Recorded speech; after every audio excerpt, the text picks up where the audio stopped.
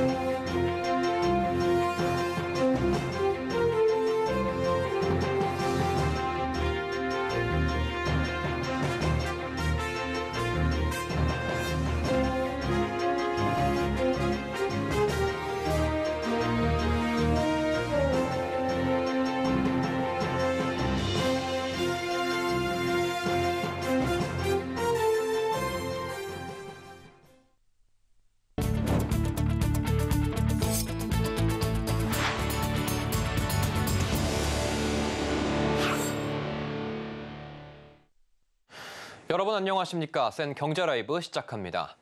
CJ그룹은 장고 끝에 오늘 핵심 계열사 2곳의 최고 경영자를 교체하고 신임 경영 리더를 발탁하는 인사를 단행했습니다. CJ는 보통 연말에 임원 인사를 하다가 이번엔 7년 만에 해를 넘겨 발표했는데 그 폭은 작았습니다. 이해란 기자입니다. CJ그룹은 CJ제일제당, CJ대한통운의 CEO를 교체하고 임원 19명을 승진시키는 인사를 오늘 단행했습니다. 인사 발표가 늦어지면서 큰 폭의 인사가 날 것이란 관측도 있었는데 막상 나오고 보니 그 폭은 2020년 이후 가장 작았습니다. 실적이 부진한 일부 계열사의 적임자를 찾는데 이재현 CJ그룹 회장이 장고한 것으로 알려졌습니다.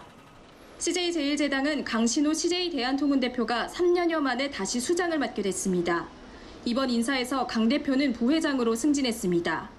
CJ대한통운은 지난해 강 대표 지휘 아래 영업이익 4,802억 원의 최대 실적을 기록했는데 최근 주춤한 CJ제일제당을 강 대표에게 다시 맡긴 것은 실적을 회복시키라는 뜻이 담겼다는 해석입니다. CJ대한통운 CEO는 신영수 한국사업부문 대표가 승진에 맡게 됐습니다. 신 대표는 택배 이커머스 부문에서 사업 모델을 성공적으로 구축했다는 평가를 받았습니다. 그 외 CJ E&M, CJ 올리브영, CJ 프레시웨이 등 주요 계열사 대표들은 유임됐습니다.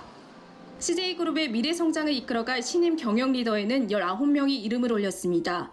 특히 1980년대생 6명, 1990년생 1명을 포함해 젊은 인재를 리더로 과감하게 발탁한 점이 눈길을 끌었습니다. CJ 관계자는 실적 있는 곳에 승진했다는 기본 원칙에 따라 성과 중심으로 이뤄진 인사라며 어려운 경영 상황 속에서도 미래 성장을 고려해 2020년 이후 최소 폭의 임원 승진을 단행했다고 전했습니다. 서울경제TV 이혜란입니다. 국내 정유사들의 실적 발표가 이어지고 있는 가운데 수익성 악화가 현실화하는 모습입니다. 싱가포르 정제마진 약세에 국제유가 하락에 따른 재고평가 손실 등으로 직격탄을 맞은 건데요. 정유사들은 친환경 사업에 속도를 내며 위기 속 기회를 찾는 분위기입니다. 윤혜림 기자입니다. 정제마진 약세와 국제유가 하락으로 정유업계가 직격탄을 맞았습니다. 주요 정유사들의 지난해 영업이익이 전년보다 절반 이상 급감한 상황. 정유업계는 글로벌 탄소 중립 기조에 발맞춰 지속 가능 항공유 사업에 힘을 주고 있습니다. SAF는 바이오 연료로 생산한 항공연료로 기존 항공유 대비 탄소 배출량을 최대 80%까지 줄일 수 있습니다. 전 세계적으로 환경 규제가 강화되며 시장 성장 가능성도 큽니다. SK이노베이션은 오는 2026년까지 울산 콤플렉스의 SAF 생산 설비를 구축합니다. 특히 지난 1월 탱크터미널 사업을 인적 분할해 설립한 SK엔텀을 100% 자회사로 편입하며 SAF 사업 확대를 통한 새로운 수익 구조를 마련한다는 계획입니다. GS칼텍스도 지난해 국내 최초로 대한항공과 바이오 항공유 실증 추진 업무 협약을 체결했습니다. 올해는 포스코 인터내셔널과 공동으로 인도네시아 파묘 정제 사업을 본격화할 계획입니다. S-OIL은 국내 정유사 중 최초로 정유 공정에 바이오 원료를 투입하는 코프로세싱을 시작했고 앞으로 이런 친환경 제품 판매를 본격화하겠다는 방침입니다. 정부로부터 코프로세싱을 위한 규제 특례 승인을 획득하였고 올해 1월 29일 바이오 원료 및 폐흡 열분해유 초도 물량을 당사 공정에 수입하기 시작했습니다. 국제적으로 공신력이 있는 친환경 제품 인증을 획득하고 친환경 제품의 판매를 본격화할 예정입니다. HD 현대오일뱅크도 2025년까지 SAF 공장을 짓고 연간 50만 톤 규모의 생산 능력을 확보한다는 계획입니다. 정유업계는 올해 주요 산유국들이 추가 감산에 합의해 지난해보단 업황이 좋아질 것으로 관측하면서도 석유 사업 의존도를 낮추기 위한 신사업 찾기 노력은 지속한다는 계획입니다. 서울경제TV 윤혜림입니다. 현재 금융시장에서 가계대출뿐 아니라 기업 대출도 위험 요인입니다.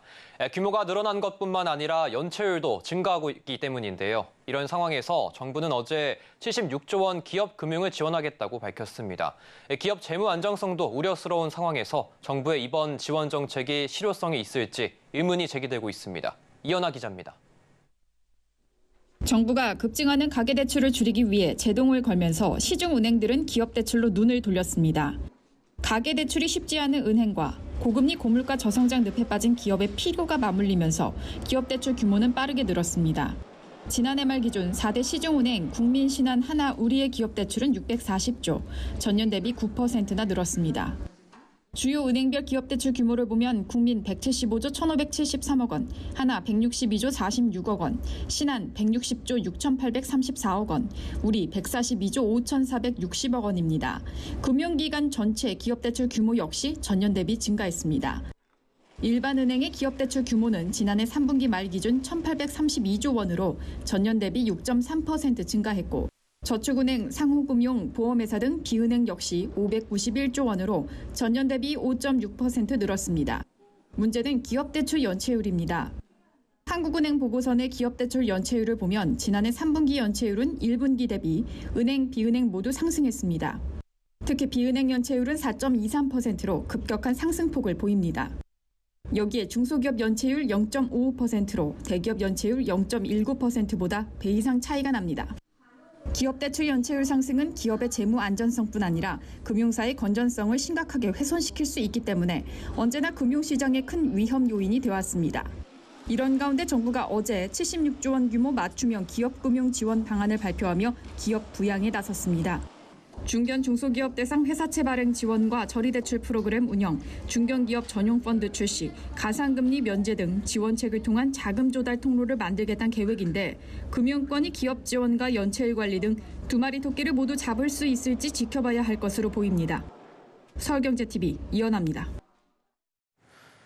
실손보험 청구 전산화를 위한 전송 대행기관이 정해졌습니다. 병원이 환자의 실손보험금 청구를 보험사에 전달할 대리기관이 정해져 있지 않아 이 서비스 지연이 우려됐지만 제도 시행까지 시간을 고려해 어렵사리 합의점을 도출했습니다. 업권 간 이견차로 4개월 넘게 제자리 걸음이던 전송 대행기관이 정해지면서 남은 과제에 속도가 붙을 전망입니다. 김도화 기자입니다. 금융위원회는 어제 실손보험 청구 서류를 전송하는 대행기관으로 보험개발원이 선정됐다고 밝혔습니다. 그동안 병원에서 보험사로 환자의 실손보험금 청구서를 보낼 때 이용할 전송 대행기관을 두고 업권 간 이해관계가 엇갈리면서 논쟁이 치열했습니다.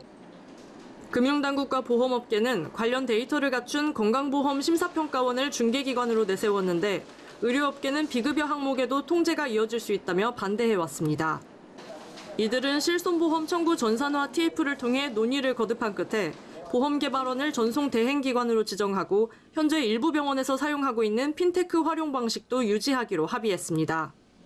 전산으로 청구 가능한 서류는 병원과 약국 등 의료기관에서 보험 계약자에게 제공할 의무가 있는 서류로 한정했습니다. 전산 시스템을 구축하고 운영하는 사항을 협의하기 위한 위원회도 꾸리기로 했습니다. 금융위는 이러한 내용을 담은 보험업법 개정안을 이달 중 입법 예고할 예정입니다. 전송 시스템 구축을 위한 시스템 설계업체 선정은 오는 4월까지 이뤄질 전망입니다. 손실보험 전산화 TF는 전송 시스템 설계 개발과 함께 전송 방식과 표준화 작업 관련 논의도 이어갈 계획입니다. 향후에 시선 청구 간소화를 통해서 소비자들이 좀 더 편하게 효율적으로 보험금 청구가 쉽게 이루어질 것으로 예상이 된다. 전송 대행기관 선정으로 큰 산을 넘은 실손보험 청구 전산화 서비스가 올해 10월 시행을 앞두고 속도감 있게 추진될 것으로 보입니다. 서울경제TV 김도하입니다.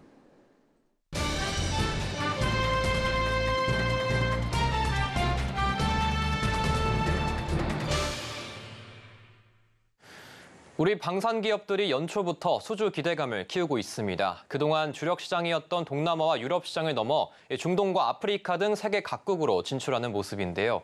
올해 수주 가능성이 큰 곳은 어딘지 짚어보겠습니다. 김효진 기자 나왔습니다. 안녕하십니까? 안녕하세요. 예, 이 폴란드에만 집중돼 있던 수출 시장이 다변화되고 있는 모습인 것 같은데 올해 첫 수주는 어디서 나왔습니까? 네, LIG 넥스원이 지난주 사우디아라비아와 32억 달러, 우리 돈 약 4조 2,500억 원 규모의 천궁2 수출 소식을 전했습니다. 한국형 패트리엇으로 불리는 천궁은 국산 중거리 지대공 유도무기입니다. 이 천궁2의 최대 사거리는 40km로 고도 40km 이하로 접근하는 적 항공기와 미사일 요격에 쓰이는데요. 한 개 발사대에서 유도탄 최대 8기를 탑재해 연속 발사할 수 있고 또 항공기 위협에 360도로 전 방향 대응이 가능하다는 장점이 있습니다. 네, K방산의 기술력을 알아봐 준 것 같습니다. 네, 한국항공우주산업 카이가 올해 6조 원에 가까운 수주 목표를 세웠는데 이 목표 달성을 위해서 수출 기종과 수출국 다변화가 좀 필요할 것 같은데요. 네, 그렇습니다. 카이는 올해 최초로 양산 계약 체결을 앞둔 국산 초음속 전투기 KF-21을 출두로 수리원 헬기의 첫 수출과 FA-50의 신규 시장 개척 등을 통해 완제기에서만 3조 원가량의 수출을 하겠다는 계획입니다. 현재 이집트와 경공격기 FA-50 36기 수출을 위해서 막바지 협상을 진행 중이고요. 또 UAE와 이라크의 수리온 헬기 수출 가능성도 커지고 있습니다. 여기에 슬로바키아의 고등훈련기 교체 사업과 미국의 공군, 해군 훈련기 도입 사업 수주 등도 준비하고 있습니다. 네, 최근 들어 폴란드와 잇따라 수출 계약을 맺은 이 현대 로템이 이번에는 중동 시장 진출에 시동을 걸었습니다. 중동 지역의 무기체계 현대화 수요를 좀 공략할 거로 보이고 있는데요. 네, 현대로템은 지난주 LIG 넥스원과 중동 지역의 방산 수출 협력을 위한 협약을 체결했습니다. 현대로템의 플랫폼에 LIG 넥스원의 무기를 탑재해서 경쟁력을 높일 수 있기 때문인데요. 실제 현대로템은 LIG 넥스원의 대드론 통합 방어 체계를 탑재한 디펜스 드론, LIG 넥스원의 유도무기 비공을 탑재한 다목적 무인 차량 등을 선보이기도 했습니다. 이 업계에서는 올해 폴란드 추가 공급 외에 넥스원과 중동 수출 협약을 맺고 시장 확대에 나서는 만큼 성과가 나올 것으로 기대하고 있습니다. 네, 한화는 최근에 루마니아 시장에 좀 공략을 하고 있죠. 네, 한화 에어로스페이스는 루마니아를 대상으로 K9 자주포 수출에 기대를 걸고 있습니다. 업계에선 K9 자주포 수출 계약이 이르면 이달 말이나 다음 달쯤 체결될 수도 있을 것으로 전망하고 있는데요. 이 루마니아의 자주포 54문을 비롯해서 연막탄과 조명탄 등 탄약, 또 탄약 운반, 적재용 특수 차량, 기상 관측 장비와 음향 탐지 시스템 등을 수출하는 사업입니다. 이 규모는 1조 원 이상이 될 것으로 알려져 있습니다. 이 루마니아는 군 현대화를 진행하고 있거든요. 그래서 자주포 외에도 장갑차 도입도 기대되는 만큼 한화는 레드백 장갑차를 앞세워 수주전에 뛰어들 것으로 관측되고 있습니다. 네, 오늘 말씀 잘 들었습니다. 지금까지 김효진 기자였습니다. 감사합니다. 감사합니다.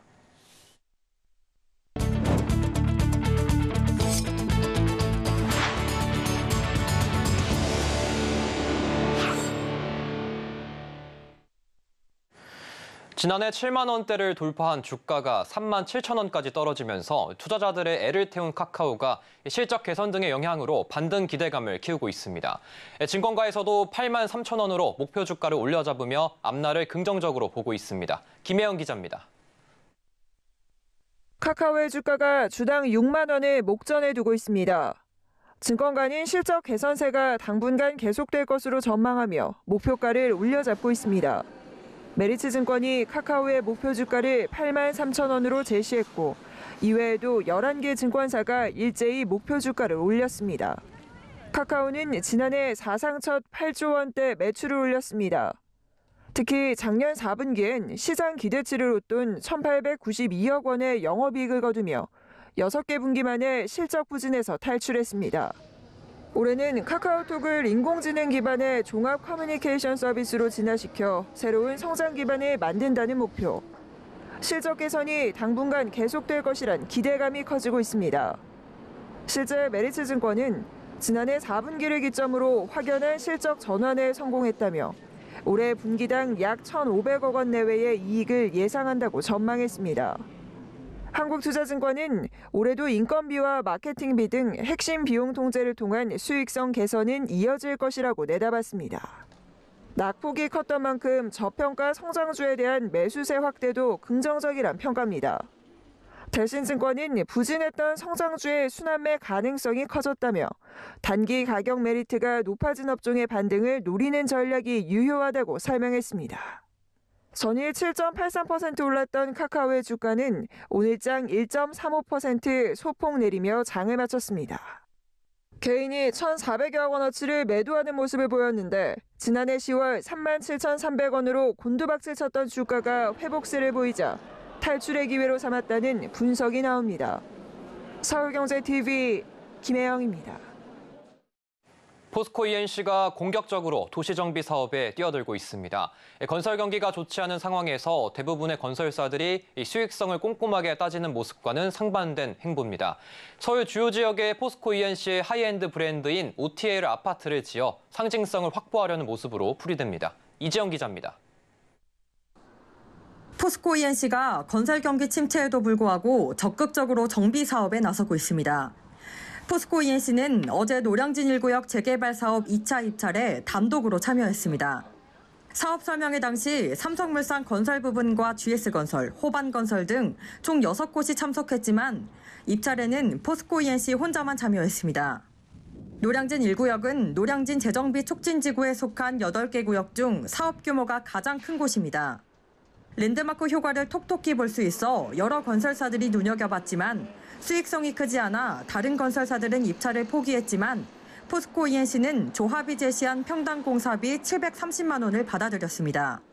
포스코 E&C는 최근 부산 최대 재개발 사업지인 촉진 2-1구역에서도 삼성물산을 꺾고 1조 원에 이르는 사업을 따냈는데 낮은 공사비 제시가 결정적 요인으로 꼽힙니다.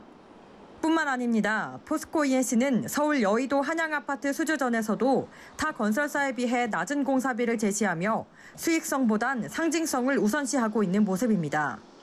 포스코 E&C 관계자는 타 건설사에 비해 낮은 공사비를 제시했다 하더라도 수익을 안 챙기는 건 아니다라며 수익성은 좀 덜 보더라도 상징성을 보고 수주에 참여하고 있는 것이라고 말했습니다.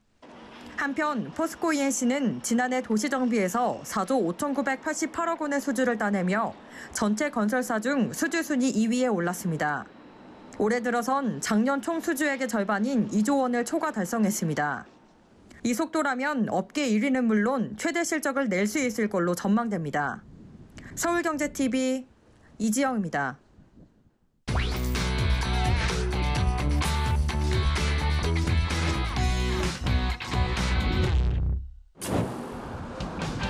그동안 아시아나에서 모은 마일리지가 얼만데 이거 다 사라지나요? 얼마 전 유럽연합이 대한항공과 아시아나항공의 결합을 승인하면서 두 회사가 최종적으로 합병할 가능성이 더 커졌습니다. 소비자들 가운데서는 그러면 내 아시아나 마일리지는 어떻게 되나 걱정하는 분들이 늘었다는데요. 결론부터 말하면 사라지지 않습니다. 결합 심사가 최종 승인되더라도 2년은 두 항공사를 따로 운영하기 때문에 마일리지도 그대로 사용할 수 있습니다. 이후 통합된 다음에는 아시아나 마일리지가 대한항공 마일리지로 전환됩니다. 대한항공은 이 과정에서 고객들이 손해보지 않도록 합리적인 셈법을 고안하겠다며 소비자들을 일단 안심시키기는 했습니다. 그렇지만 대한항공이 아시아나보다 동맹 외항사가 적다는 점은 아쉽다는 이야기도 나옵니다. 더 늦기 전 지금이 아껴둔 아시아나 마일리지를 써볼 때인지도 모르겠네요. 여러분은 한 달에 몇 번이나 배달 음식을 주문하시나요? 불과 몇 년 전 코로나 팬데믹 시기만 해도 배달업계는 엄청난 호황을 누렸습니다. 그러나 지난해 배달 음식 시장이 통계 발표를 시작한 2017년 이후 처음으로 역성장했다는 통계청 발표가 나왔는데요. 코로나 엔데믹과 고물가, 그리고 높은 배달 팁이 원인이라는 해석이 나오고 있습니다. 이에 배달업계는 소비자 배달팁 부담을 줄이고자 라이더가 한 번에 여러 집을 함께 배달하는 알뜰 배달 등의 서비스를 출시했는데요. 그럼에도 배달업계가 불경기 타격을 피하지 못하고 있는 것으로 보입니다. 겨울용 재킷 소재로 쓰이는 패딩으로 신발을 만들었다면 믿어지시나요? 패딩, 더 이상 아우터 소재에 머무르지 않습니다. 아디다스, 노스페이스 등 다양한 패션 브랜드에서 패딩 신발을 선보였는데요. 무신사에서는 지난해 12월 패딩 부츠 검색량이 전년 동기 대비 3배 이상 늘었다고 밝히기도 했습니다. 이처럼 올 겨울철 패딩 신발이 2030 여성 사이에서 큰 인기를 끌었는데요. 패딩 신발에 대한 관심은 우리나라뿐만 아니라 해외에서도 뜨겁다고 합니다. 패션의 세계에서는 기존의 상식을 깨는 제품들이 등장해 의외의 히트를 치곤 하는데요. 올 봄에는 과연 무슨 패션이 유행일까요? 실내 스포츠 시즌이 다가오자 세븐일레븐 편의점이 때 아닌 문전성시를 이뤘습니다. 바로 포토카드 때문인데요. 세븐일레븐은 지난달 프로 농구와 프로 배구 오피셜 카드를 출시했는데 출시 2달도 채 되지 않아 벌써 40만 팩이나 판매됐다고 합니다. 선수들도 본인 등판을 했습니다. 선수 자신이 직접 해당 카드팩을 확인하는 일명 카드깡 영상들이 온라인상에서 유명해지면서 포토카드 인기는 더욱 상승세를 탔습니다. 팬들은 프로 농구리그 KBL과 프로 배구리그 코보를 따 이 카드들을 크블카드, 코보카드라고 부른다네요. 이 카드들은 세븐일레븐이 대원미디어와 손잡고 출시한 건데요. 편의점 기업이 이른바 덕심 저격에 성공한 좋은 사례로 남을 전망입니다. 위클리 비즈였습니다.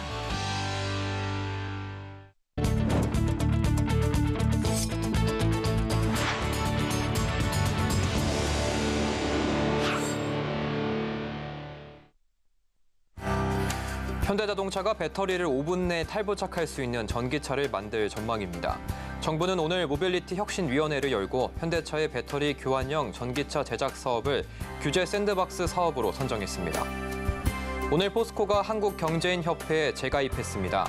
지난해 삼성과 SK, 현대차, LG 등 4대 그룹이 복귀한 데 이어 재계 5위 포스코까지 합류하면서 현재까지 427개 회원사를 확보했습니다. 진옥동 신한금융지주 회장이 계열사 최고 경영자들과 오는 26일 스페인 바르셀로나에서 열리는 세계 최대 모바일 기기 박람회 모바일 월드 콩그레스에 참석합니다. 인공지능과 가상현실, 클라우드, 빅데이터 등 다양한 융복합 기술을 직접 체험하고 디지털 전략을 구상할 것으로 관측됩니다. 정부가 올해부터 한국전력 등 주식시장에 상장한 공기업들의 경영평가 항목에 주주가치 제고 노력을 포함하기로 했습니다. 이 상장 공기업이 공익을 우선하면서 상대적으로 주주가치 제고에 소홀했던 점을 개선하기로 한 겁니다. 이상으로 센 경제 라이브 마칩니다. 함께해 주신 여러분 고맙습니다.